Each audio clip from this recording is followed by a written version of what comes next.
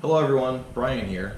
Just about a week and a half ago, I got back from a short backpacking trip, and since I don't have anything else planned for the rest of the year, I'm going to put all my gear away and store it for multiple months, and that includes my water filter.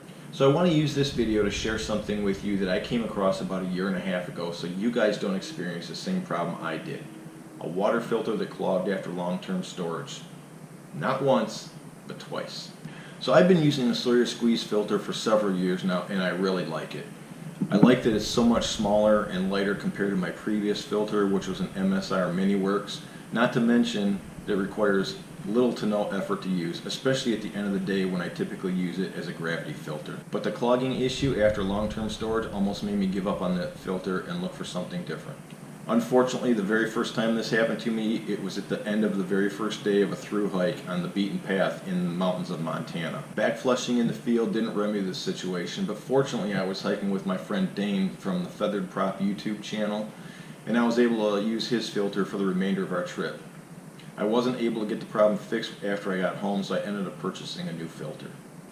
Having learned my lesson the hard way on the first trip, I decided to test the filter right before I left on my next trip, only to discover that it too had become clogged. At least I discovered the problem before I hit the trail, and I was able to go purchase a new filter before that trip. But then, quite by accident, I came across a thread on the White Blaze forum where people were discussing the very same issue. After reading all the posts, I realized that what most likely happened to my previous filters was that something in the municipal water system, either calcium or minerals, had crystallized inside the filter as the hollow fibers slowly dried out during the months without use.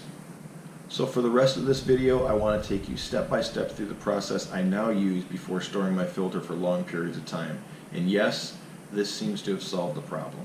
First, I'm going to go through a list of everything you're going to need for this, and then we'll jump into the actual process. So let's begin. Okay, before we get started, we'll first need to gather the following items: a bowl, a Sawyer water pouch or a smart water bottle, your Sawyer filter, the back flushing syringe, unscented bleach, distilled water, a piece of paper towel, a small zip top style plastic bag, and an optional item, a cleaning coupler. Now that we've gathered everything, it's time for the first step.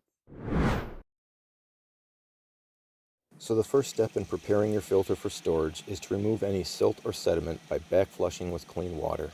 During this process, you'll use the syringe that came with the filter, or the optional method of a Sawyer water pouch or smart water bottle and a cleaning coupler. I'll demonstrate both options. To use the syringe, simply fill it with clean water.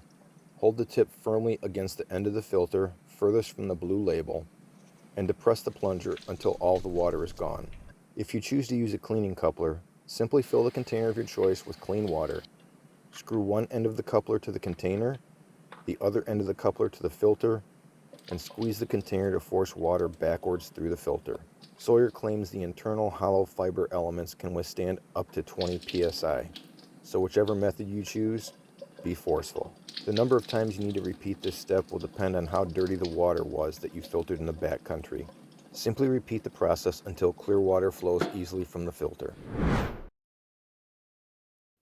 When you have successfully backflushed the filter, the next thing you'll need to do is disinfect the internal parts. For this step, I use Sawyer's recommendation of 1 capful of unscented bleach per 32 ounces of water. Thread the opening of the container into the dirty end of the filter and squeeze until all the bleach water has run through the filter. Now set the filter aside for about 15 minutes so the residual bleach water can do its thing. After the disinfecting step, you'll need to run fresh water through the filter to ensure that all of the bleach is removed. It may be overkill, but I first use an entire container of tap water, followed by a container of distilled water. If you want to skip the tap water and go right to the distilled water, I'm sure that would be fine.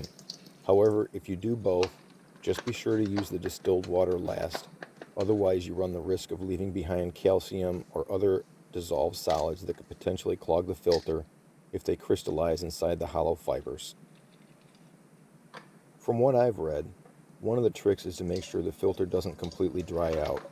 So at this point, If you still have the pull top cap, screw that onto the filter to help retain the distilled water that is still inside. Alright, the final step is to seal the filter in a plastic bag. To help maintain the moisture level, I soak the paper towel in water, lightly wring it out, and then place it inside the bag along with the filter. Before sealing the bag, I roll it along a flat surface to remove as much excess air as possible. Now you're ready to store your filter with the rest of your gear until the next time you need it. Alright, so that's about all there is. That's how I now prepare my filter for long-term storage.